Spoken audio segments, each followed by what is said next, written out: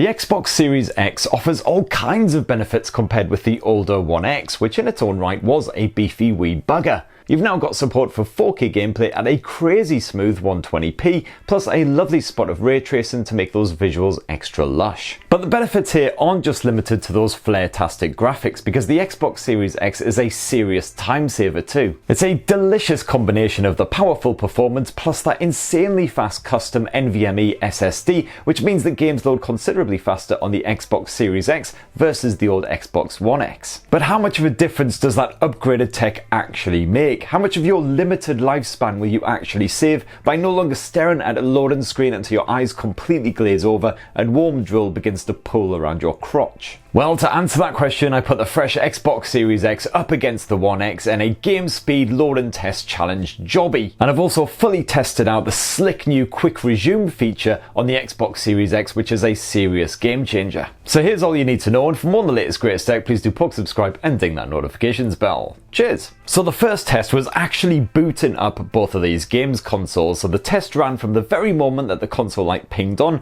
to the moment that you can actually start using the console, in other words, scrolling around in the UI and opening games. Now in this first test, the older Xbox One X took a decidedly sluggish 1 minute and 24 seconds to boot up from cold, during which time you can enjoy a quick trip to the lavvy and spend the government regulated 20 seconds thoroughly washing your hands, no worries at all. On the flip side, the Series X exerted its dominance early, taking just 21 seconds in all to boot up, so you'd barely even have time to take your trousers down. Very impressive performance indeed, and not unexpected in the least. So then it was time to crack on with the actual game loading tests. So test 2 was Battlefield 5, and the Xbox One X took a very lethargic 3 minutes and 23 seconds to actually get you into the game once you hit that icon on the desktop. Thankfully, the Series X was much swifter than that, taking just 1 minute and 3 seconds in total to get you gaming, less than a third of the time that the One X took. Test 3 was seeing how fast these Microsoft consoles would load up Gears of War Tactics. The Xbox One X took 2 minutes exactly to hit that very first cutscene,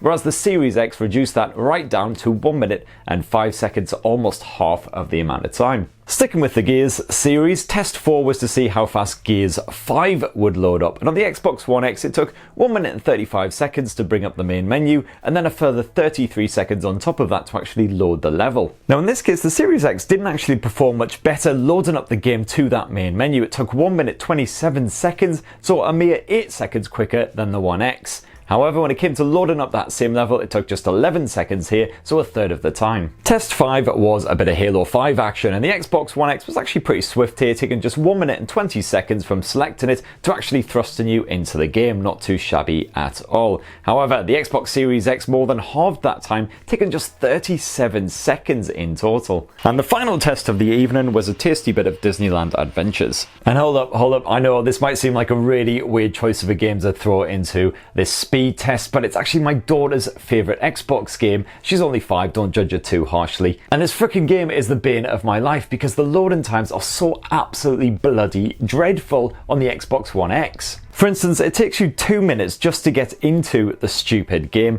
and then when you're actually trying to play one of the little mini games, that takes 17 seconds to load up, and then you're waiting another ridiculous 1 minute and 10 seconds to exit the mini game and go back into the stupid park. On the Series X, that 2 minute load time was reduced to 1 minute and 25 seconds, so already you're getting some light relief there. And then it took just 10 seconds to load that same mini game, and thank the baby Jesus, just 19 seconds to exit again and return to the park, just in time to screw up some hapless family's vacation photo. So as you can see there, the fresh new Xbox Series X can load up pretty much any game out there significantly faster than the older One X. In fact, with most games, you wouldn't even have time to dodge out the kitchen and make yourself a quick cup of tea, whereas with the older Xbox One X, you'd have time to rustle yourself up a light lunch and probably do the dishes as well. However, it's not just the Xbox Series X's ridiculously strong performance that's going to be saving you lots of time while gaming, because Microsoft has also built in the absolutely genius quick resume resume feature, which can literally load up games in mere seconds. And that's thanks again to that custom NVMe SSD. So how quick resume works is when you quit out of a game, a kind of virtual snapshot is taken of exactly where you got up to,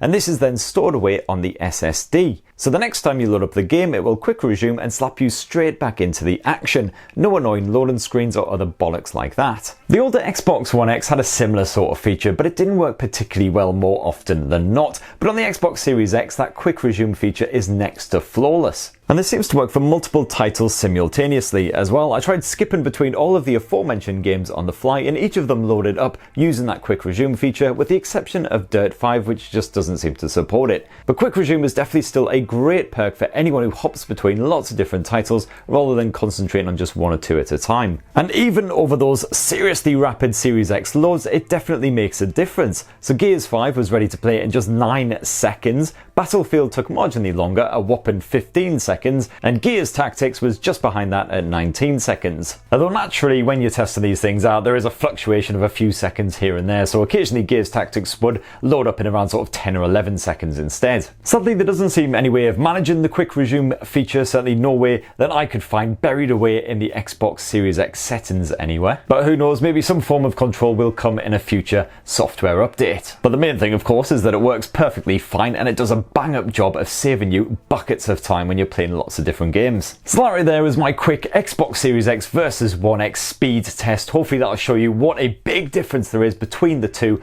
consoles, mostly, as I say, down to that fantastic SSD tech. So have you got your Xbox Series X ordered in already? It'd be great to hear your thoughts down in the comments below. Please do poke subscribe, ding that notifications bell, and have yourselves a lovely rest of the week. Cheers everyone, love you!